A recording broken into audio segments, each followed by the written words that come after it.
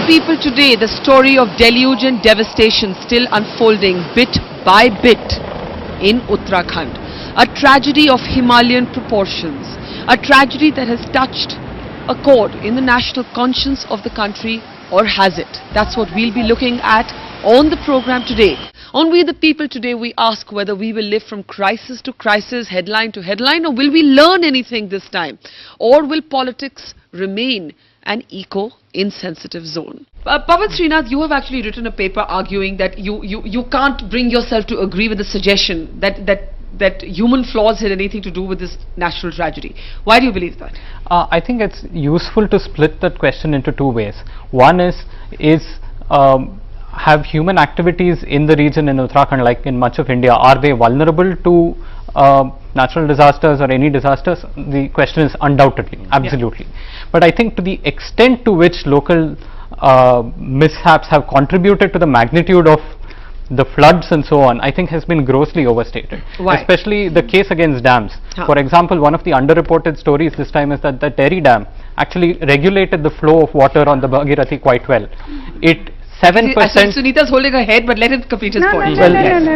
Every point of view is very useful. Because it's a very important point, because there is no consensus, and that's what Mihir was talking about on dams. I agree. There isn't a consensus. No, everybody should have the right to have an opinion. So, around 7% of the inflows into the Bhagirathi river on the Terry Dam were actually let out.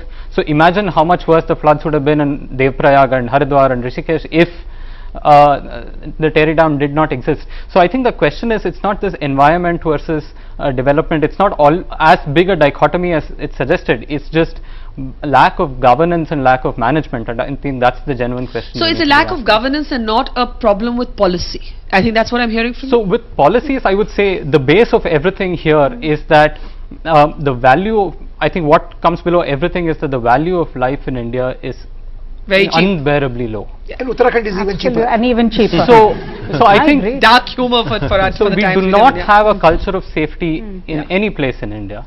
And I think good policies work when a majority of the people don't need any regulation or a punishment to go along with it. If 90% of the people default on a policy, I don't think any policies can work. But this Bhutan model, Pawan, if you just one second, Pawan, if you want to come in there, because Bhutan is now opening up in a regulated sort of way. But here, questions actually arising that you need to actually close in. There are rules in Uttarakhand flouted routinely about outsiders coming in and purchasing land. Builders have perfected a formula to get around that. So I'll make a very unpopular point. There are conversations happening in living rooms across the country right now as to when the Kedarnath shrine will open. Yeah. People want to go back, and there is multi-generational aspiration to go visit the Char Dham in Uttarakhand. Yeah. To say that it can be regulated, I think is. You don't think that's possible? I'm very pessimistic, so I think we should. What had to happen that there was a problem. We are being taught disaster management in our schools and everything. Yeah. So why not make the people who are actually affected by such disasters, because Himalaya is a level 5 region, make them aware about the preparedness which they can actually do when certain disaster occurs.